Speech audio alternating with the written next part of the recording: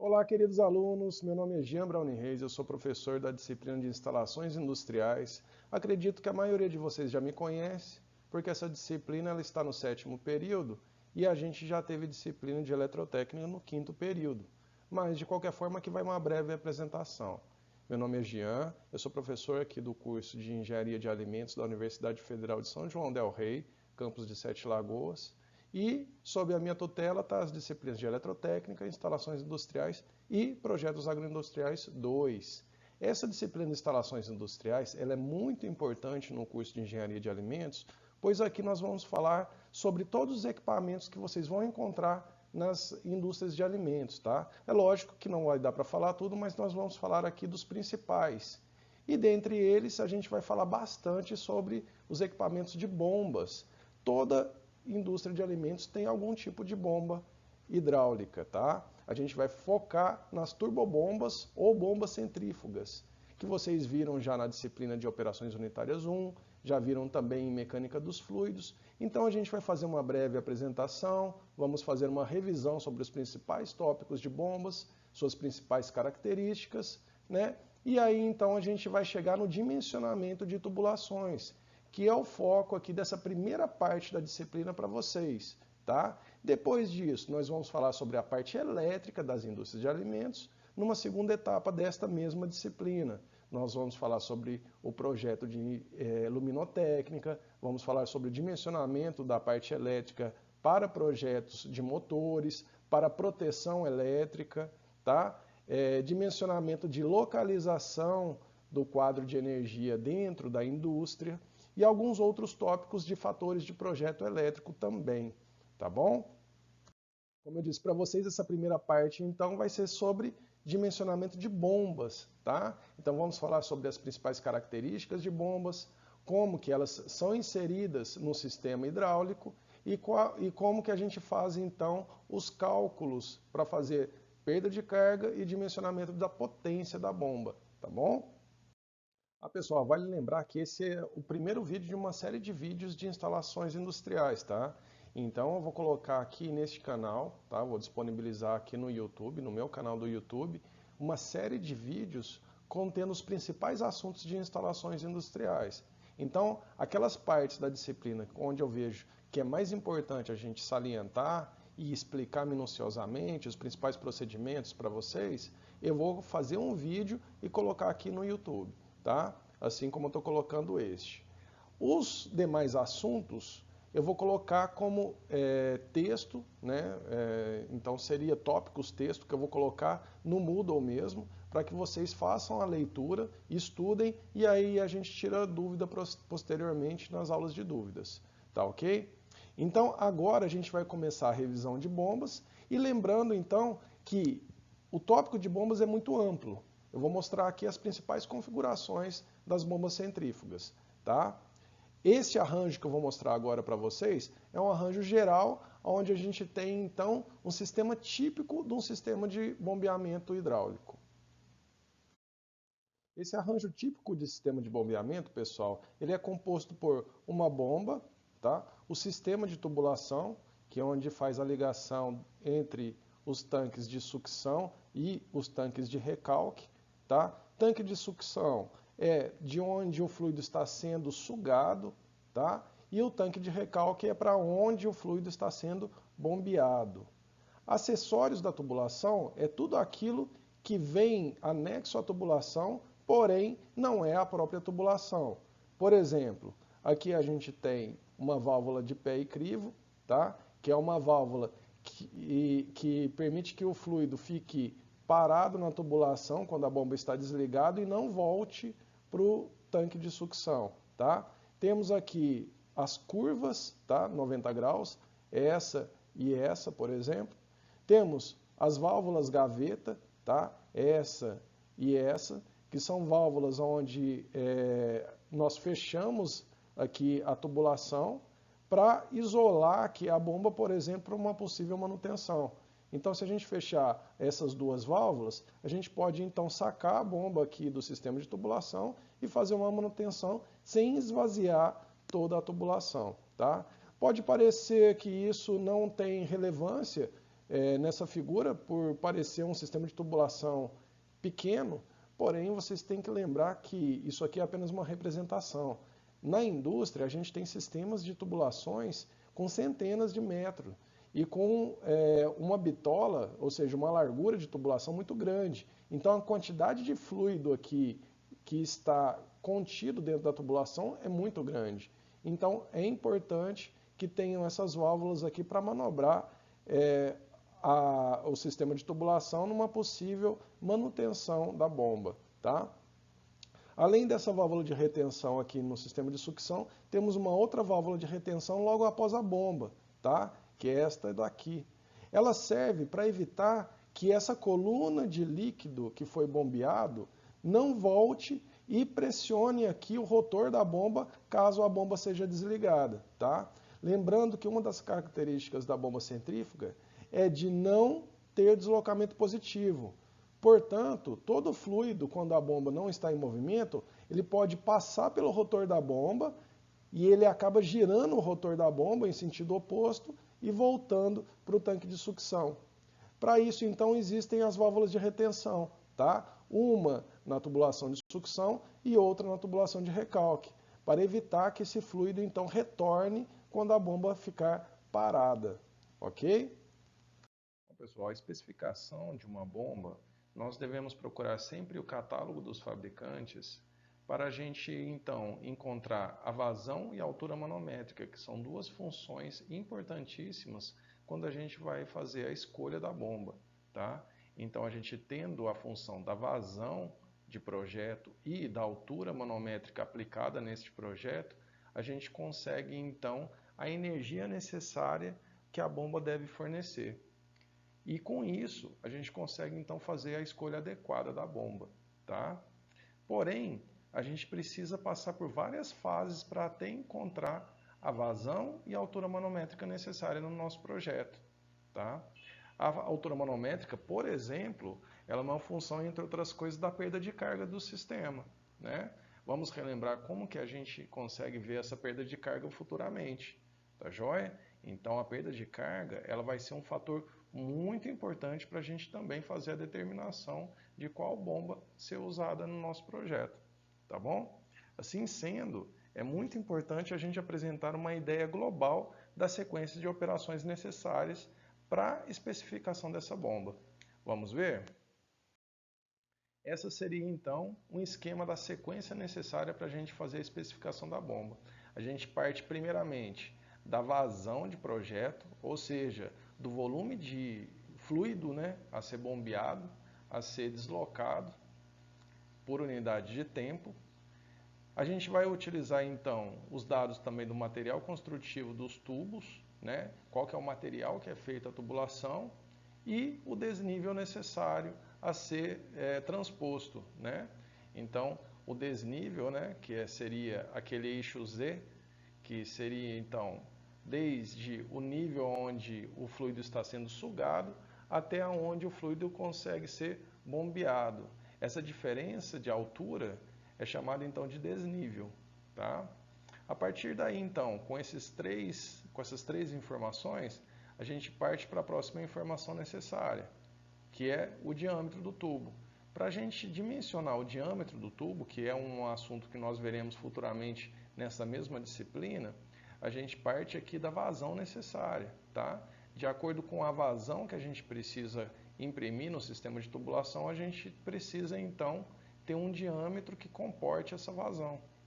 A partir daí, então, com o diâmetro da tubulação e o material construtivo dos tubos, a gente consegue dimensionar a perda de carga através daquele diagrama de Moody, como vocês viram em operações unitárias, tá?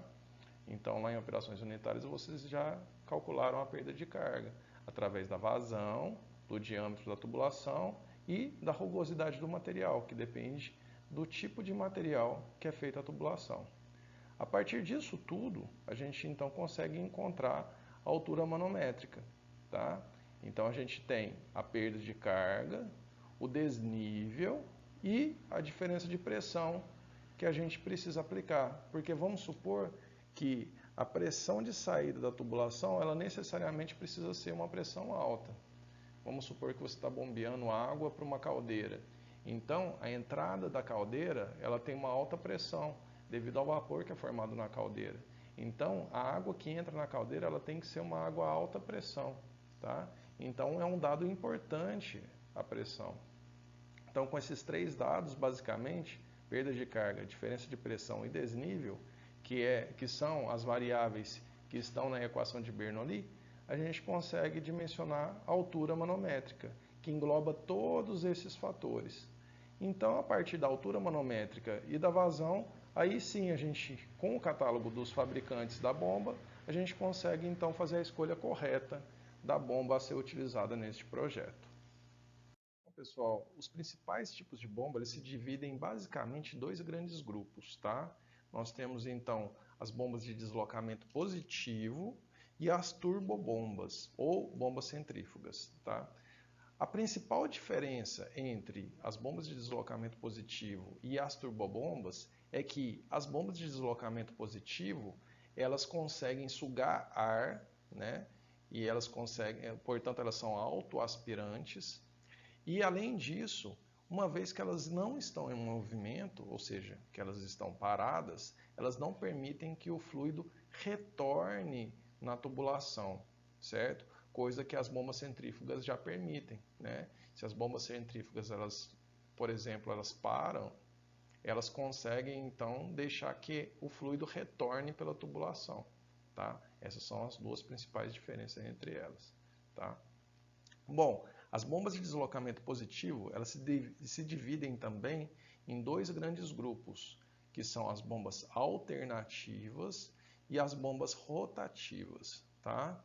As bombas alternativas, elas recebem esse nome justamente porque elas alternam o fluxo entre bombeando e sugando, né? Então, quando elas estão sugando, vocês percebem que há uma interrupção do bombeamento do fluido, né? Se vocês estivessem, por exemplo, olhando na saída da tubulação, vocês veriam que o fluxo de fluido diminuiu, né? Que é exatamente o momento que ela está sugando o fluido. E, ora, o fluido está saindo pela tubulação, que é justamente quando ela está empurrando o fluido, né? Um exemplo que seria bastante fácil de entender a bomba alternativa seria as bombas a pistão. A bomba a pistão, ela funciona basicamente com um êmbolo, né, um pistão, que ora ele recua, ora ele avança dentro de uma câmara. Essa câmara está conectada a um sistema de tubulações, certo? Com fluido aqui nessa tubulação. Então, esse sistema de tubulação, ele tem aqui duas válvulas que conectam essas tubulações a uma câmara, certo? Essas válvulas permitem que o fluido passe apenas em um sentido. Quando esse êmbolo ele recua, ele faz então com que a pressão nessa câmara diminua, né? Então há uma pressão negativa nessa câmara, fazendo então com que haja sucção do fluido para dentro dessa câmara. Quando esse êmbolo ele avança na câmara, há então um aumento de pressão, porque essa câmara ela foi preenchida por fluido. E uma vez preenchida por fluido, quando essa massa então entra na câmara, há um aumento de pressão, fazendo então com que o fluido que está aqui dentro seja empurrado para fora do sistema de tubulação, porque essas válvulas que conectam a tubulação à câmara permitem que o fluido vá apenas em um sentido, tá? Esse exemplo aqui na alternativa A é um exemplo de uma bomba alternativa simplex, porque tem apenas um pistão, e simples efeito, porque ela usa apenas uma face desse pistão para fazer o bombeamento. Essa da alternativa B, ela já é uma bomba simplex, porque tem apenas um pistão, mas ela tem duplo efeito. Ela funciona tanto quando ela avança quanto ela recua, certo? Vamos ver aqui. Olha só, se esse êmbolo ele está avançando nessa câmara, então há um aumento de pressão nessa câmara que faz com que empurre o fluido aqui para cima, certo? Esse fluido então vai avançar nessa segunda câmara. Quando esse êmbolo retorna, ele avança essa segunda câmara então, fazendo com que haja um aumento de pressão nessa segunda câmara e também empurra esse fluido para fora. Então ela empurra o fluido tanto quando ela avança quanto ela recua, certo? E ela suga também, tanto quando ela avança quanto ela recua. Quando ela avança, ela empurra o fluido dessa primeira câmara, porém ela suga nessa segunda câmara. Quando ela recua, ela avança nessa segunda câmara, né? Então ela empurra o fluido que está na segunda câmara, porém ela suga essa primeira câmara. Então ela funciona com dois efeitos, tá? Por isso que é uma bomba de duplo efeito. Essa alternativa C é então uma bomba duplex, porque são dois pistões, tá? De simples efeito, porque usa apenas uma face de cada pistão para fazer então o serviço de bombeamento. As bombas alternativas elas são muito utilizadas principalmente para bombeamento de fluidos viscosos, tá? Porque ela tem uma força muito grande para empurrar fluidos com alta viscosidade.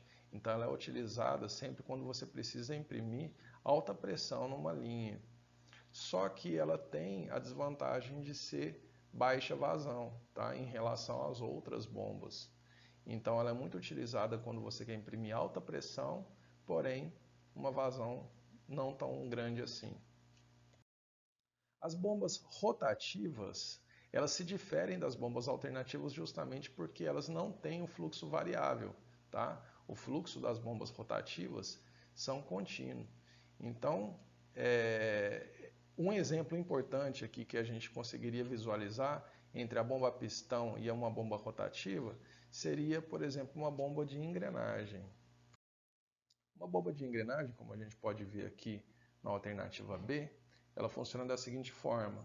Eu tenho aqui duas engrenagens contrapostas, né?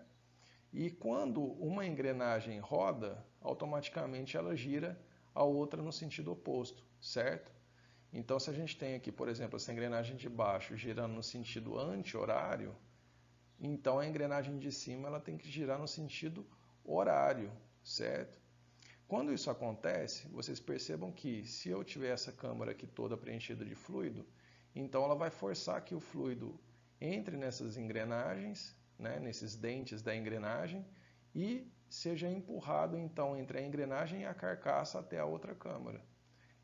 O fluido então escoa da esquerda para a direita, nas ranhuras da engrenagem de baixo, entre a engrenagem e a carcaça, e na engrenagem de cima, entre a engrenagem e a carcaça. Então o fluido ele passa aqui por cima ou ele passa aqui por baixo e continua aqui nesse sentido da tubulação, tá? Ele não retorna por quê? Porque essas duas engrenagens elas estão em contato, então não há como o fluido passar aqui pelo meio, ele passa só aqui entre a carcaça e as engrenagens, então ele passa sempre num sentido único, tá? Um outro exemplo de uma bomba rotativa é essa bomba de parafuso. Essa bomba de parafuso aqui vocês podem perceber o funcionamento, por exemplo, no moedor de carne. Então aqui a gente tem um eixo, tem um parafuso conectado a esse eixo, e aqui quando esse parafuso ele está girando e você coloca aqui um fluido viscoso, aqui por exemplo, vamos colocar uma carne. Então ao primeiro corte aqui dessa carne, na entrada aqui da tubulação, onde essa faca, né, esse parafuso, ele dilacera a carne aqui na entrada e empurra essa carne até a saída da tubulação, onde tem uma outra faca aqui que faz então o corte de triturar essa carne. E aí faz então o fluxo contínuo, enquanto há a carne entrando, há a carne saindo, né? Então aqui são dois exemplos clássicos aqui para uma bomba rotativa. O outro grande grupo de bombas, pessoal, são as bombas centrífugas ou turbobombas. Elas são muito utilizadas na indústria, devido principalmente ao seu baixo custo de manutenção. Elas são bombas mais simples e elas são bombas onde eu tenho uma transformação da energia, primeiro em energia cinética, ou seja, o fluido ele é acelerado e depois esse fluido acelerado ele se choca contra a carcaça e é transformado então em energia de pressão, tá? Essas bombas, elas operam normalmente em altas velocidades com uma grande faixa de vazão e uma grande faixa também de pressão. Elas são normalmente constituídas por dois órgãos, tá? O rotor e o difusor. O rotor é a parte da bomba responsável por acelerar o líquido, né? Então é onde o líquido adquire a energia cinética. E o difusor é onde esse líquido ele perde a energia cinética, transformando em energia de pressão, tá? O rotor basicamente é um disco conectado a algumas ranhuras, né, ou palhetas, que faz então com que, uma vez em movimento, o líquido também se acelere, tá? O líquido ele entra na vizinhança do eixo, né, com o rotor, e é lançado para a periferia da bomba, né? Então, o líquido ele sempre vai do eixo, né, do sentido central, para a periferia, né, sentido axial. Então, o aumento da energia cinética se dá sempre nesse sentido, né, do centro até as extremidades das palhetas, lançando o fluido então do centro até a carcaça. Os rotores, pessoal, eles são formados basicamente de três formas. Eles podem ser fechados, semiabertos ou abertos, ou até mesmo mistos, como este aqui, tá? Que esse aqui é um misto entre semi-fechado e aberto, tá? Os rotores fechados, eles conseguem imprimir uma pressão maior em relação à vazão que ela está operando, tá? Então, supondo, por exemplo, que todos esses rotores operando numa dada rotação, o rotor fechado ele consegue imprimir maior vazão e maior pressão, tá? O semiaberto ele perde um pouco de pressão e perde um pouco de vazão, porém ele já consegue operar com fluidos com partículas suspensas, enquanto os rotores fechados eles são utilizados apenas para água limpa, né? Ou fluido limpo, né? Sem material particulado algum. Ele não consegue trabalhar com material particulado porque o material particulado ele pode ficar retido aqui na ranhura entre as duas placas do rotor, fazendo com que haja um entupimento então do rotor, que aí force uma parada da bomba para manutenção, tá? As bombas com rotor semiaberto elas já podem operar com um certo material particulado, né? Um material particulado com um diâmetro pequeno. E as bombas já com rotor aberto, olha só isso aqui, parece uma faca, né? Elas já podem trabalhar com materiais particulados bem maiores, que são as bombas utilizadas, por exemplo, para materiais de detrito, tá? Então elas conseguem triturar o material e conseguem bombear, contudo, uma eficiência baixa, né? Então você tem que escolher o rotor adequado para a sua utilização no fluido, tá? Existe também esse rotor misto, né? Que é um meio termo entre o aberto e o semiaberto. Tá joia? O difusor, pessoal, é a segunda parte mais importante da bomba. Ele está normalmente acoplado à carcaça e é ali o local onde há a transformação da energia cinética adquirida pelo rotor, né, imposta pelo rotor, em energia de pressão. A bomba pode ou não ter o difusor, tá? Essa bomba aqui da direita, ela tem um difusor que é formado aqui por essas ranhuras, né, essas palhetas aqui que direcionam o fluido a um certo ângulo, fazendo então com que o fluido escoe sempre num sentido determinado, tá? Vocês percebam que aqui o rotor ele é concêntrico à carcaça da bomba, né? Então aqui eu tenho o mesmo espaçamento entre o difusor e a carcaça. Já nesse primeiro aqui, eu não tenho difusor, tá? O papel do difusor é substituído através do aumento gradativo da seção transversal aqui disponível para o fluido passar. Ou seja, se eu tenho aqui no meu rotor o mesmo fluido imposto aqui numa certa velocidade para todos os lados aqui desse rotor, então aqui onde eu tenho menos espaço entre o rotor e a carcaça, eu tenho uma pressão maior, certo? Como eu tenho aqui um aumento da seção disponível, da seção transversal, então o fluido ele tende a escoar para onde tem mais área disponível. Com isso, então, há um direcionamento natural do fluido para a saída da bomba, tá? Então vocês percebam que esse arranjo aqui, ele é mais simples, porque eu não tenho um difusor, eu tenho apenas um rotor e a carcaça, certo? O direcionamento é dado justamente por esse esquema de arranjo aqui entre rotor e carcaça. E já nesse segundo eu tenho um dispositivo a mais, que é o difusor, que é o que direciona o fluido então dentro dessa bomba. Este primeiro modelo, sem o difusor, ele então é mais simples, tá? Porém, ele tem a desvantagem de ser um pouco maior, justamente para ter esse direcionamento aqui do fluido. Esse aqui, com o difusor, apesar dele ser um pouco menor, ele é mais pesado, porque eu tenho aqui um material metálico, né, que o difusor ele é formado por um material metálico, e ele tem também uma limitação com relação à faixa de operação da vazão, porque como esse ângulo aqui é fixo, o ângulo das palhetas, então ele foi projetado para trabalhar sempre numa vazão fixa, enquanto este primeiro aqui sem o difusor, ele pode trabalhar numa faixa variável de operação, tá? Então eu posso trabalhar desde uma vazão um pouco mais baixa até uma vazão um pouco mais alta, alterando então a vazão imposta nessa bomba. Já nesse segundo não, porque ele simplesmente deixa de funcionar, tá? Ele precisa de um ângulo exato aqui para esse fluido aqui ser bombeado, tá joia? Pessoal, aqui eu tenho um quadro comparativo dos 3 tipos de bombas que a gente abordou aqui, né?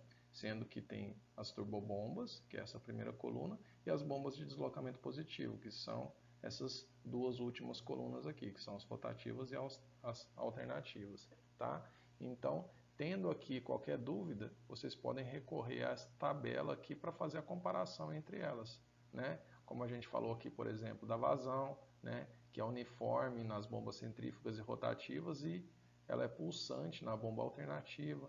Sobre os líquidos operados, né?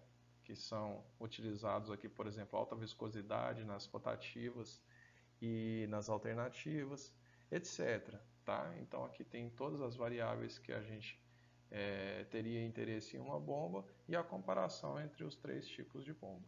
Tá?